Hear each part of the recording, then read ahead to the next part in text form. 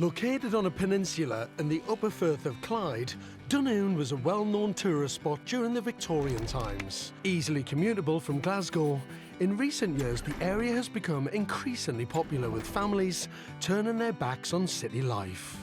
Families like Kate and Keith, who both work at Glasgow University. Why is this such a special place? My gran and grandfather moved here from Glasgow for a new beginning in about 1945, so that connection to Dunoon started at that point. And over our childhood, we've always had some base here. My word, what have you bought? It's shy, unassuming. It's a mini castle. And we did resist it. This house was available for a while on the market. It took us to go inside and see its bones and the potential, and I've realised there's a lot to the house we won't change, like the tower. It's this side that needs a bit of thought. Kate and Keith's new home, Bonnie Blink, was built for businessman Walter Burgess in 1878. Like Keith and Kate, the original owners were also decamping from Glasgow to make the most of the stunning scenery. Walter, an avid sailor, picked the position carefully, as it had road access to the newly opened yacht club. Oh, crikey. That's smart, isn't it? It's kind of small-scale grandeur. Because it's not an enormous building. No. But when you walk in, you think this could be the entrance hall of a big country house. Yes, it's just a little hint of it, isn't it? Yes, exactly, yeah. Bonnie Blink is a house in two parts, the dramatic tower and the unsatisfactory two-storey structure attached to it. Getting that part to work is key to unlocking this home's potential. So Kate and Keith plan to take out a number of the internal walls, relocating the kitchen into a bigger, brighter space, replacing what is currently the corridor, drawing room and bathroom. The old bedroom at the front of the house will become a new dining room, looking out over spectacular views. The distinctive crenellated roofing has been part of Bonnie Blink throughout its 150-year history, but it's no longer fit for purpose. It's incredibly heavy and it's also starting to break. Recent storms have exposed how serious the problem is. I've actually come back one evening and found water pooling upstairs on the old oak floor, and the windowsills are wet. Removing and replacing the roof and repairing the render is a job that could cost tens of thousands of pounds. A stark reminder for Kate and Keith of how expensive it is to renovate their mini castle. There's some things clearly this week that are damaging the house, and they're damaging some parts of the interior of the house. I think the issue I've got is we can't have any more big surprises. But more big surprises are exactly what Callum the builder has found.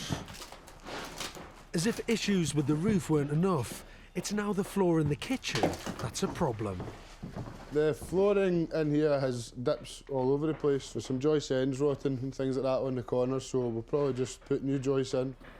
The floor is uneven and rotten, so a new one has to go in. We'll manage. A big wee job, I suppose. From a financial point of view, the last few weeks haven't been easy. But with the major structural work now done, I'm keeping everything crossed that there won't be any more nasty surprises. So look at this. The fact that we've got this whole side of the house now that's getting this view, which is just breathtaking. I can imagine just sitting here and with family and friends. It's really beautiful. And there's more welcome news for Kate. Oh, an Aga. Look at that! So I think today, with the Aga arriving, it looks like a kitchen. I think they might be finished. The tired old house is now bright, clean and standing proud as a beacon looking over the town that Kate loves. Where once there was a gloomy corridor and warren of dimly lit rooms,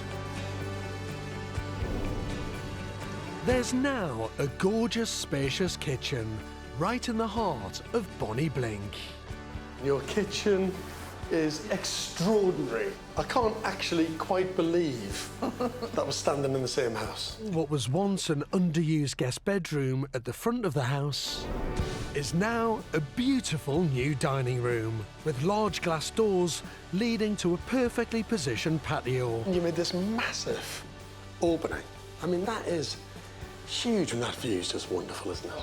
I think it's fantastic. The tired old study has been transformed. This is beautiful. It's a proper, cosy snug. Can I have a little seat? By all means, yeah. Look, if you want to, if you want to call this George's room. I think Dunoon actually became home for Kate and Keith the moment they moved back here, probably the moment when they stepped off the passenger ferry. And that's because of all the memories they've got here, the family ties, and more importantly, that true sense of belonging to a place. In some ways, the build is just the final part of the puzzle, albeit a really, really important one.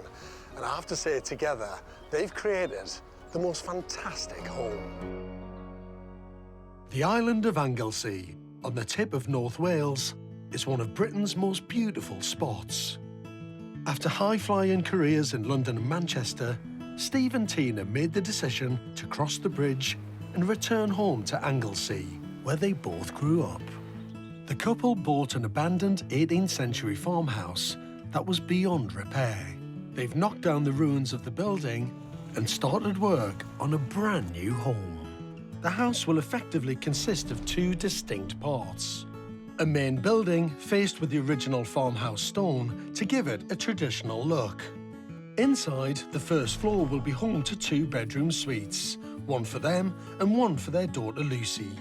While on the ground floor, there will be a guest bedroom, along with a study and snug. And connected by a stunning glass link, there's something very special. A second ultra-modern glazed space, housing the heart of the home. And if you don't mind me asking, how much is your budget? It's 800,000. 800,000. And you're going to need it, because it's not a small property. It's November, but construction has been delayed. The weather has turned into some of the worst Steve's ever experienced. Pretty much rained all last night, and we just keep getting the back end of all those storms coming up through the jet stream. So, come rain or shine, the block work for the traditional stone farmhouse is continuing. But if Tina, Steve and Lucy want to get their house finished and livable anytime soon, they're going to need the builders and the weather to deliver. After 14 months, the shell of the house is nearly complete. All that needs to be done is to join the two buildings together with Tina and Steve's very expensive glass link. Because of the lay of the land, the only place the crane can be is on the other side of the main house. So the crane operator is flying blind. And now the wind is starting to pick up. If it gets above 22 miles an hour, the job will have to be abandoned. The breeze is getting up a little bit, which is not helping matters. It's a very delicate manoeuvre. One false move and the whole thing could come crashing down. I can't watch. To bring it over, or do you want me to send it up the roof? There is just 6 millimetres of spare space between the size of the glass and the gap it is fitting into. But after some nerve-wracking moments, the last 8 square metre panel is in. Although it's still bare bones inside, it's clear Tina and Steve are building a wonderful piece of architecture. You must have spent a fortune. I'd say we're already around the 25 to 30% mark of over budget at this stage. At this stage? And how much do you think you might be over budget by the finished stage? In your 40%. I mean, yeah. We are. Just be careful, though. I'm a little bit worried about you. You're under big pressure, so just be careful. Despite all the difficulties, Tina and Steve are not letting go of their perfect home. Where once there was a ruined and half-collapsed farmhouse, there's now a stunning new home. A brilliant mix of a dramatic modern glass extension jutting proudly out towards the sea and a classic country home. Behind that traditional farmhouse facade lies a hallway that's as unexpected as it is breathtaking. Is outstanding. The staircase leads to something equally impressive. 2 double-height bedroom suites, daughter Lucy's on the left and Tina and Steve's on the right. That is a fantastic space. It is literally view, view, view out to the sky. Paddle stairs take you up to the mezzanine, home to an indulgent copper bathtub. The skylight was positioned after we knew where the bath was going, so that we could actually have Holyhead Mountain. When you're sat in the bath, you can see that view. And the company that made it talk about customer service. They've actually put hot and cold in Welsh on the tap. Haven't they? Yeah. But the real star of the show lies just beyond the glass link. The magnificent open-plan family living room and kitchen diner, with its ornamental wooden oak trusses and floor-to-ceiling windows. What an unbelievably brilliant piece of architecture that is. This place has taken 16 months longer than planned, but a new build house can be done to schedule or done without compromise. And there was never any doubt what Tina and Steve would prioritise. Your budget was £800,000 Yes. to do the bills. What have you spent in the end, all in? Come on. Yes, north of that rather large figure that's quite scary to say out loud. Begin with a 1. Are you into like over £1 million? Yeah. I'm not surprised. Big build, big project. Tina and Steve were never going to settle for a cheap, quick build when they could create a sensational home worthy of the breathtaking location.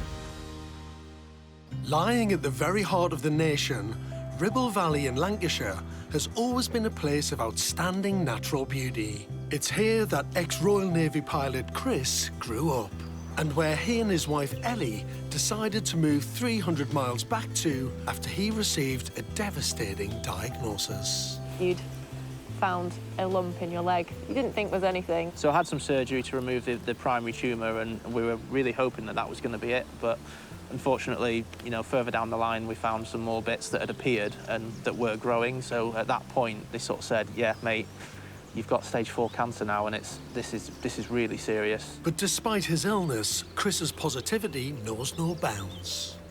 At some point, this disease is going to get me, but until it does, I'm just determined to live the best life I can. This is a tough question for me to ask, but obviously time is of the essence, really. Time is limited, and that's another reason to get on with this build, you know. We want to get it up and have some time in it. Chris and Ellie's plan makes perfect sense. By building a dormer bungalow, they get the best of both worlds. A smaller house that still has grand ambitions and plenty of living space. They'll have 2 downstairs bedrooms off the dramatic double-height entrance hall. And upstairs, a beautiful master suite with freestanding bath. And the back of the house will be a spacious open-plan kitchen living area with floor-to-ceiling glass. And I can see why big windows are so key to this design. That is one fantastic view. Yeah, can't really believe it. After a few days, the steels have arrived. Hopefully they'll be right size and right fabrication that we've asked for. The steels will provide the support for the dormer roof, and if they don't fit, the whole build will grind to a halt. Lovely! Is it too long? Better too long than too short, though. You can't grow it, can you? With the build gaining momentum, I've come back to see if they can keep up the pace. This is looking great. Been busy. Oh, this is good, isn't it? Yeah, so this is the landing, which is going to sit over the top. Oh, that's fantastic. Because this just draws you through straight away, and then you get that fantastic view out the picture window, don't you? Windows are being measured this week, and their lead time's about 4 to 5 weeks. If they can do it in 4 to 5 weeks, absolutely amazing. I just know my windows have been taking 12 weeks.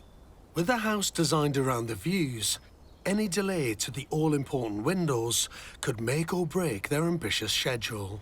The latest set of scans showed a bit more growth than they were willing to tolerate, basically. We've got to stay as positive as we can and just keep working, I guess, you know. Progress is good, and the roof is now going on. And Chris is rolling up his sleeves and getting hands-on with the build. Pretty much just filling up the gaps a little bit so that when they render to it, it's got a surface to render onto. Look, I just laid 2 bricks. Look. The brickies had laid like half a wall in that time. Yeah, but they use spirit levels and all sorts. I just use the Mark 1 eyeball. No. No, it's good. Look, it's plumb as you like that. Your eyeball is not good enough. Right, well, I don't want anything to do with this. Oh, it's your house, mate. Exactly. I want the brickies to do it. Today is a big day because our first windows and doors are arriving. And it's obviously a big milestone because it's like the one thing standing between us and being watertight. The job of moving the glass starts well, but it's not long before Ellie's fears prove to be well-founded.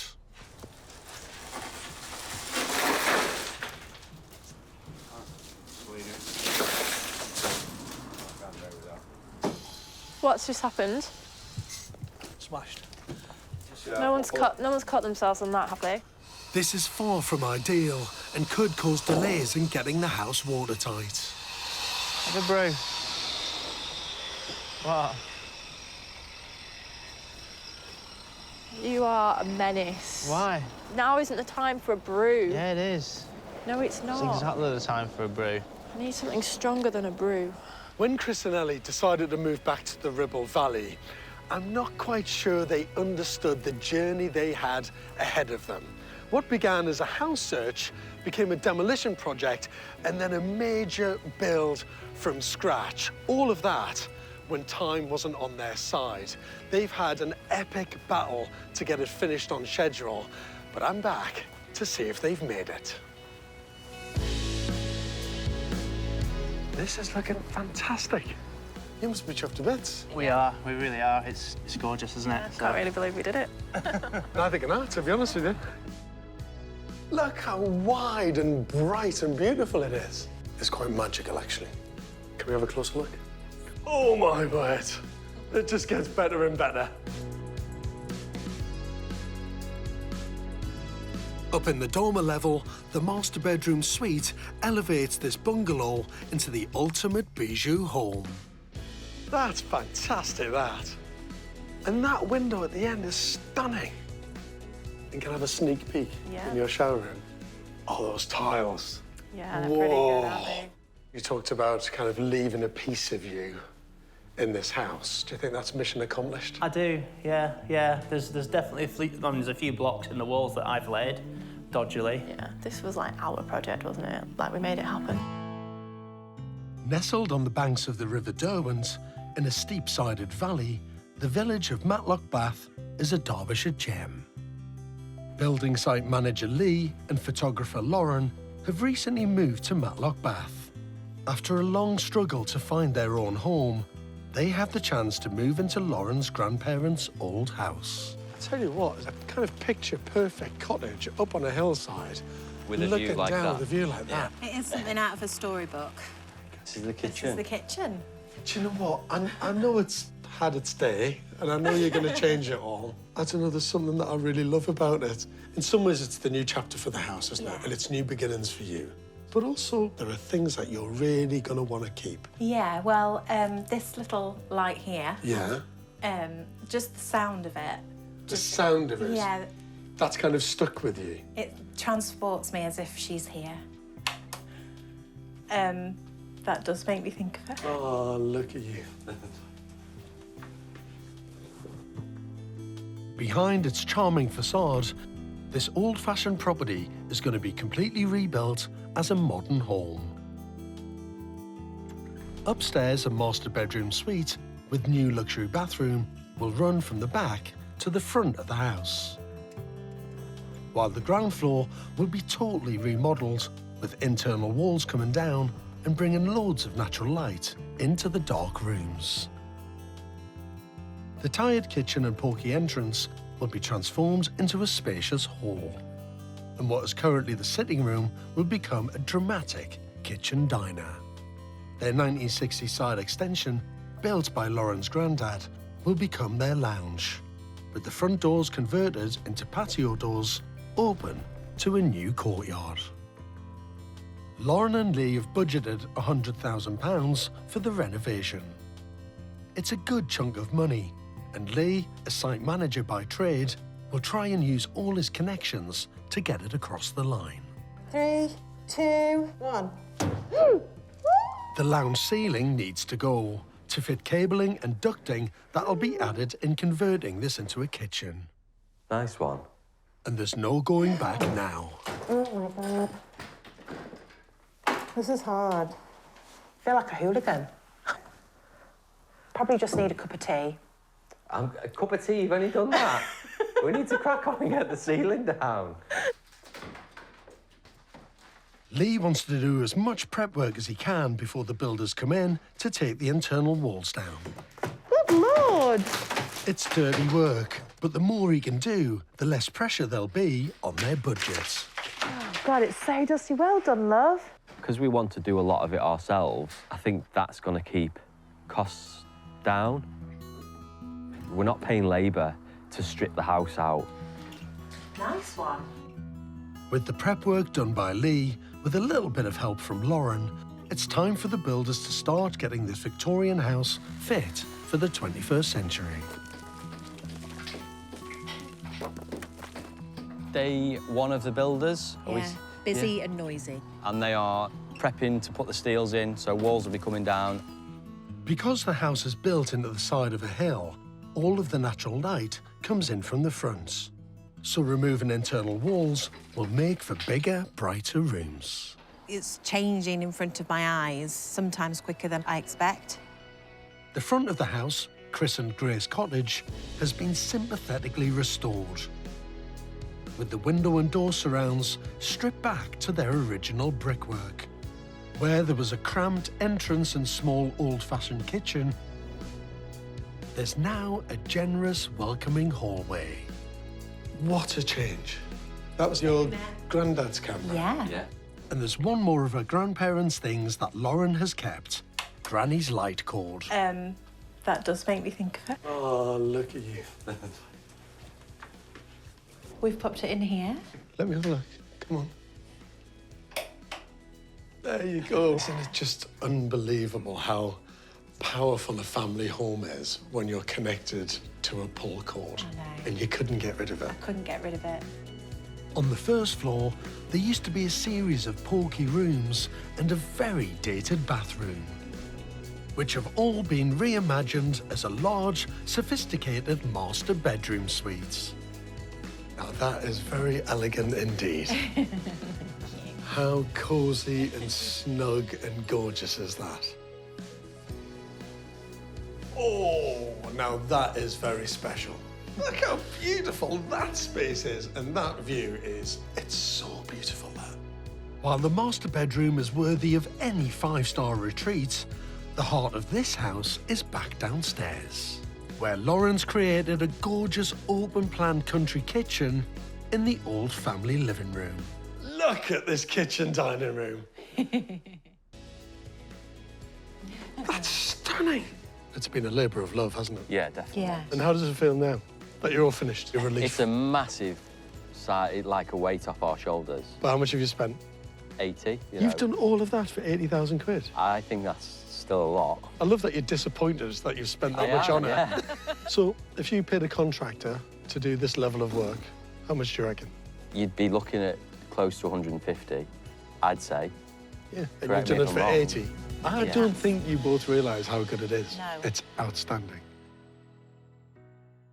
Sitting just 8 miles away from Birmingham, Solihull is a desirable commuter home for those who work in England's second city. Bangladeshi-born Kaisal Ahmed and his wife Alina both grew up in the West Midlands. After 3 decades living away from the home, Kaisal and Alina have decided it's time to come back. So why are we here? It is where I grew up. I came with my 3 brothers and my sister. Everybody that we want to be close to, all our family, they all live here. Yeah. So you've bought a new place. Can we take a look at it? It's big, Yeah. but pretty tired. From its flaking paintwork to its mismatch of extensions, this is a house that definitely needs people with the vision to see its potential. Oh, my word. Great space, but it's knackered, isn't it? Yeah. Yes. I mean, interesting. And it's kind of fallen apart, isn't it? You've actually got some tape taping down a wire to an extension lead. We're making do. That architrave is all gone. That's all dissipated and dropped off. But this one's amazing. One finger, one pin in there. Yes. I mean, that is the architecture of Charlie Chaplin and Buster Keaton. Every inch of this place needs repair. But despite being the worst house on the street, because of its prime Solihull location, it still cost a whopping £850,000. It hasn't been touched for a long, long time, this house, has it? I mean, literally, I don't think it's had anything done to it since the 70s. Yeah. Probably. It's pretty miserable. This epic build will enlarge the house by half, including a huge open-plan 4x9 metre room with ceramic flooring, featuring a top-of-the-range designer kitchen, dining room and luxurious living space, perfect for family parties. Above the existing garage, they're building a double-height extension to house a new master bedroom suite with walk-in dressing room capped with a feature window. Ultimately, family is everything to us, and one of the main reasons for coming back. You've come back for family. Yeah. You've bought this house, so you're near to family. Yes. It is a proper coming home story, isn't it? In every single way. It's noisy and dirty, but building your dream home requires patience and a willingness to sacrifice peace and quiet. Elena's doing all the hard work, so she's bringing the bacon, as they say. Well, maybe not bacon, the readies, because we can't use bacon. Because we're Muslim. Staying in the house is going to push Kazal and Elena's resilience to the limit. And every bit of Kazal's positivity is going to be vital during the months ahead. The builders have begun construction on the framework of the full-height extension on the footprint of the old garage. But work on the couple's showpiece kitchen is going to require some serious engineering. Builder Billy has discovered a big problem. So this is where your extension wall comes in, putting up against that wall, which is the neighbour property wall, and that's where the foundation pad is coming out, so it's going to be encroaching into the neighbour's garden. These kind of things, structural alterations and concrete pads and stuff, they can go into the thousands. So in essence, Billy, what you're telling me is that it's going to cost more money, it's going to cost time, and it's going to cost us the vision of our home. Unfortunately, that will be the case, yeah. But however fast the builders work, they can't outrun the weather. With the boiler taken out, it's back to basics when it comes to heating. Do you know how cold it is today? I don't know, but I know it's freezing. It's -6. How many layers have you got on today? I've got 4 layers on top, 2 layers on bottom, and 2 pairs of socks. And sometimes I have to sit like this, of course, because... What on earth? Now, it's been over a year since Kazal and Elena first showed me around their very big, very tired house in Solihull. Now, over that time, they've faced design dilemmas, setbacks, and many delays. And what's incredible is that they lived in the house during the entire build, even through the coldest winter with no central heating. But thankfully, the house was finished, and something tells me it's going to be a little bit warmer and cozier for them this winter. From the house that time forgot, it's been transformed into a gleaming grand home, elegant and impressive without being showy. I can't quite believe it, actually, when you think about how tired it was before. And now it looks absolutely incredible. You've got the beautiful rendering, you've got your new windows. When I first came here, the house was a warren of run-down rooms, ugly, unloved, and in desperate need of someone with the vision to bring it back to life. And that's just what Kazal and Elena have done. It's a transformation that's hard to comprehend. What they've created is simply stunning. A magnificent open-plan space that's perfectly set up for entertaining and family life. Well done.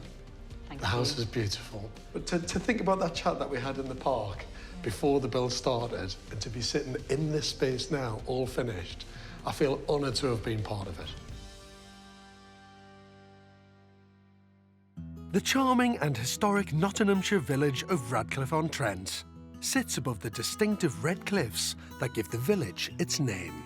Ex-Royal Marine Joel and salesperson Nicola have recently moved here, And having grown up in the village, it's a place Joel has fond memories of. We've just been given the opportunity to take on my grandparents' house. A little bit daunting, but yeah, exciting. Should we go and have a look at it? Absolutely, Come yeah. on, let's go.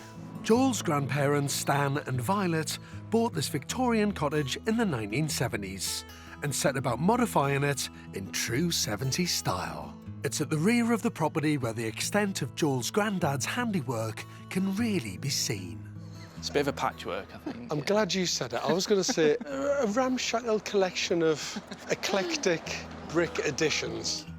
This will be the tale of two builds, a sympathetic restoration of the front of the house and a brand spanking new build at the back. In this ambitious project, the hodgepodge of 70s add-ons and the middle of the original house will be removed for a plush and generous two-storey addition, boasting an extra ground floor extension.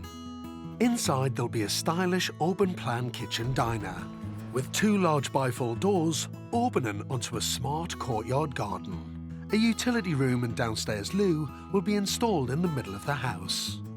And upstairs, the extension will provide a further 2 bedrooms, a bathroom and ensuite. So how long is it all going to take? What's your timescale? We're hoping 4 months. So you want to get in just before Christmas? Yeah. I'm not going to react to that. I'm not reacting to that at all. I'm just going to run with your 4 months and wish you all the luck in the world. Thanks. Yeah. And budget? About 200,000. Okay. Yeah. Hopefully. And the builders have wasted no time in demolishing the patchwork of 70s extensions on the rear of the house. I was really surprised in the space of 3 days as to how much of the house came down, how quickly it was gone. But having realised they were in danger of overspending on their £200,000 budget, they've been forced to scale back their grand plans for the back of the house. Originally, the plan is to have a double-storey extension with a single storey on the kitchen. However, to ensure that we keep to budget, we aren't doing the single-storey piece. It's a month into the build, and having removed a huge chunk of Joel's grandparents' house, the process of rebuilding is underway. Going really well so far. Ready now just to get the floor in, and then we can start going up, and once it starts going up, it goes up quite quick. The team have been working flat out, and in a matter of weeks, builder Jason and his team get the blockwork laid for the extension. There's only been 3 of us here for the last 2 months, so we've done all this with 3 people, and the roof should be going on next week. But just 5 weeks before their ambitious Christmas deadline... So what's the issue then? They've made a disastrous discovery. No meter? No. Right, okay. We had the energy company come out recently, fit the gas meter, but that hasn't happened. So the boiler people have been in, fitted the boiler, gone to connect it to the gas, and there's no gas meter. This could set them back weeks. So in a desperate attempt to dry out the walls, they've hired in an assortment of heaters and dehumidifiers. At the front, Joel and Nick set out to carefully restore the facade of this historic Radcliffe house to its former glory. That is off the scale brilliant. And what I love about it, it was a true family affair. Now, it's just worth celebrating your dad's brickwork. Yeah. You brought the brickie out of retirement. Of course, the other half of this tale of 2 builds is the back, where a ramshackle collection of ad hoc rooms has been replaced by a bold and impressive 2-storey extension. A cohesive and clearly thought out addition that more than doubles the size of the original cottage without overpowering it. So pleased. Even last night, seeing the lights on, the Christmas tree, and Joel and the kids in the kitchen, it got me, that moment. Joel and Nicola's new room is a generous and joyful open-plan space, perfect for family life, with dining table, sofa seating, and a very smart kitchen. That's outstanding, that. The floor looks fantastic, lovely dining space, beautiful windows. Downstairs is a triumph, but that's only half the story. Sympathetically restoring an old house is hard. Building a wonderful modern home is hard. Combining the two and doing it all in 5 months without putting a foot wrong is nothing short of remarkable. Let's talk budget. Your original budget was 200,000. I think the last time we spoke it was at about 220. Finish point is about 245. You know, we have gone over, but... Yeah, but come on, the spec and standard that you've done, it's a bargain. And what's it like for you now it's all done? It's like a dream. I keep having to pinch myself. Can't wait to spend time in every single room because there isn't one room that I don't love. The city of Sheffield became a powerhouse of steel production during the Industrial Revolution. And a rapidly growing population needed housing, built away from the smoke and grime of the factories, leading to the rise of new suburban neighbourhoods. Hillsborough was where estate agent Sophie spent her childhood. Oh, he says that's nice. But the house she's come back for is not the stuff of dreams. It's a down-at-heel 1930s three-bedroom semi. But it's also the house where her grandparents, Ernest and Irene, lived for over 50 years. It's exciting. But transforming this humble house into a stylish, contemporary home is a massively ambitious plan, involving rebuilding and updating every inch of it. Oh my God. But you've absolutely ripped everything out of it. Back to brick. Have you got any pictures of what this was like back in the day? I've brought some photos. So that was Christmas Day in here. So that's my granddad, that's me. Do you know what? I've just clocked it then. So there was a wall through here that you've taken out? Yeah. That was the door there into the small kitchen. God, so it was the kitchen was tiny, wasn't it? I can see why you've opened it up. So this one was literally there, and the sofa was literally here. Crikey, the sofa was right there. Yeah, and then my granddad's chair there. With the TV in the corner? Yeah, and my grandma in the dodgy shell suit. She was prim and proper up until, like, the 90s. Kevin Keegan came around and that were it. They all were in. Sophie has a clear vision for her dream home. Knocking through the back room and kitchen wall to create a substantial open-plan living space designed around a sleek new kitchen. And replacing the old bay window with a mini extension and bifold doors to open up the house. When finished, it will be a home fit for modern living. How much have you got for this phase of the works before any extension in years to come? We're looking at like 50,000. You're going to have to make it really stretch, aren't you? Yeah. It can disappear like that. Oh, it is, very quickly. Getting her brother-in-law Luke to do the build will save Sophie tens of thousands of pounds, but it's still a monumental challenge to come in on budget. And over the coming weeks, focus turns to the back of the house, where the old 1930s bay window is making way for a little extension. Early progress on the build has been good, but there's one factor that's completely out of Sophie and Luke's control. The weather.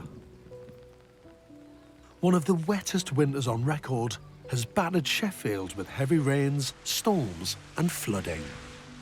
I've started looking at the floorboards thinking if any more rain comes in here, we're going to have to put new floorboards in. The weather keeps putting people back, so like Luke's been put back a few weeks, the windows were put back a few weeks. So yeah, the money's going down. Hopefully it don't go over budget. The house that Sophie's grandparents had lived in for half a century was showing all the signs of its age. But now it's looking brand spanking new. A bright white render offsetting her bold black frames on the all-new windows. Happy? Yeah, really happy. It's been a tough slog, hasn't it? Yeah, a lot of stress, a lot more stress than I thought. But you've done it. Yeah. It looks brilliant. Sophie needed to take a home that had hardly been touched in 50 years and turbocharge it into the 21st century. She ripped out walls between a tiny kitchen and cramped family room and stripped it all back to brick. To create this elegant, open-plan dining room and wonderfully on-trend kitchen. That is really beautiful, actually. It's very glam. Yeah. The extension may be small, but it creates a perfect place to sit with a morning cup of coffee or evening glass of wine. Her grandparents' formal living room was a time warp of taste that had seen better days.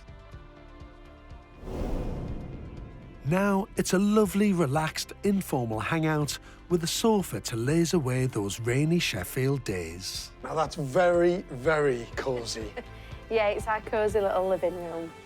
Ditching the home's original cramped bathroom, Sophie made the bold decision to sacrifice a bedroom to create a fantastic new bathroom in tune with current trends and taste.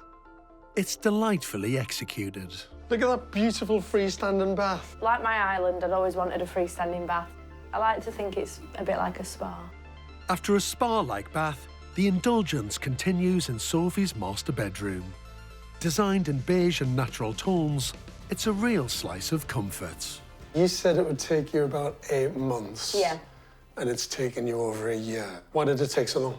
We started it in a bad weather, and then we didn't really have a summer, and then before we know it, we're back into like bad weather again. And then budget. Your original budget was Yeah. 50 grand. Yes. How much have you spent? Probably about 100. And how do you feel about the extra spend? It is worth it because we've actually got a home now. Well done. Thank you. And welcome home. Yeah. Congratulations. Thank you. Situated just 10 miles from Colchester, around 7,000 people call Mersea home. But the population swells in the summer months as holidaymakers visit for a slice of island life.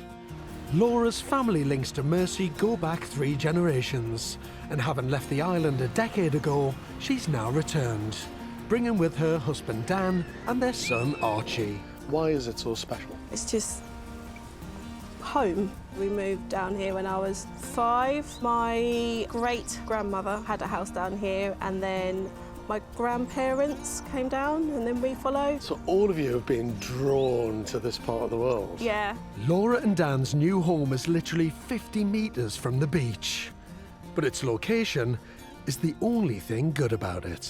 What on earth have you bought? It's knackered. Crikey. So you've taken out all the internal... It was all just partitions everywhere. The potential is absolutely amazing. You're Yeah. in such a good location. Literally, you've got the beach 10 seconds walk. We went up in the loft when we looked, and there's a random window, and you can see the sea. So as soon as I did that, I was like, We're going up. we're going up. Like, how high up? Well, this whole roof is being ripped off. That's big. Dan will raise the entire roof to construct a whole new second story. This will allow him to create a generously sized kitchen, diner and family room downstairs, while the new upstairs provides a much-needed space for 2 welcoming bedrooms and bathrooms. Having paid over £300,000 to buy their new home, I wonder what's left for the build. How much have you got? £50,000. Shut up. No. To build a whole house? Yep. Yeah. How the... Are you going to do that? By sourcing materials as cost effectively as we can. Cost effectively? You'll have to nick them. And you're going to do all the work? Yeah. Honestly, mate, how are you going to do it? Well, we're hoping that we can pull a lot of strings of friends and family. My brother's a carpenter. That's brilliant. What else? Who else have you Friends got? that are electricians. Good, electrician, that's brilliant. This plumbers. sounds good. You've got plumbers. Yeah. But still, I'm not... Look, I'm normally the voice of optimism going, yeah, it's going to be great, you're going to do it. But you look at the scale and size of this. It's feasible. It is. Is it? Yeah. I'll make sure it is. How's it going? We're getting there. New roof? Yep. We need to put the tiles on the other side. Yeah. We need windows in. When is all that going to happen? I'm just thinking about how much you're doing on your own. The nights are drawing in now, so they're gone. So a fair bit of dough on the outside. Should we have a look inside? This is looking really good. What a great space that is. Light, isn't it? Really light. Look at the number of skylights you've got in. 1, 2, 3, 4, 5. So progress is actually pretty amazing, I have to say. How much have you got left? Just shy of 20,000 left. You're not going to finish it for 20 grand. What are you going to do? We don't have to have everything in here to move in. But you need it to be at a certain livable level, Yeah. don't you? You need power, you need some running water. Yeah. We've got a ventilation system going in that's £9,000. What? Yeah, it's a good one. I love that Dan wants to make his home more sustainable, but the extra cost of trying to go green could put his budget in the red. What we need to do is list out the essential things that you need to move in.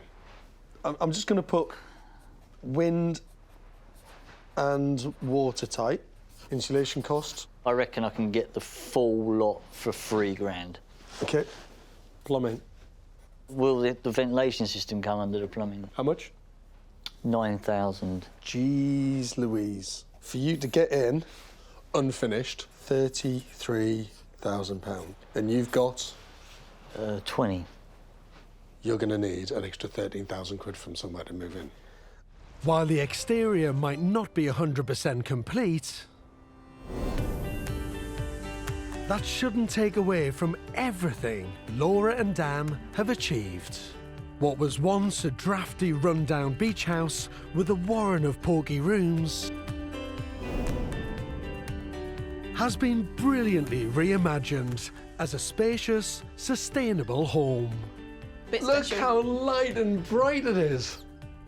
It is absolutely beautiful. I'm actually quite jealous. I am, and I've just noticed. I was going to say. There's the framed budget. You framed my budget. Yeah. Right out with you. Can I just open those doors?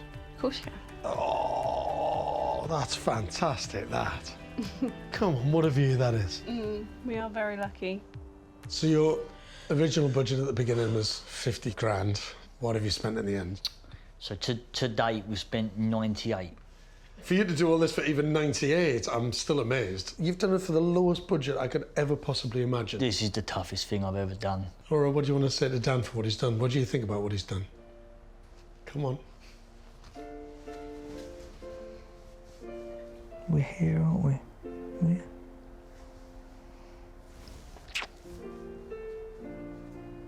Gonna make me cry. You got me going. We're all going now. Sorry. Yeah. Just amazing. Thanks, darling. Thank you.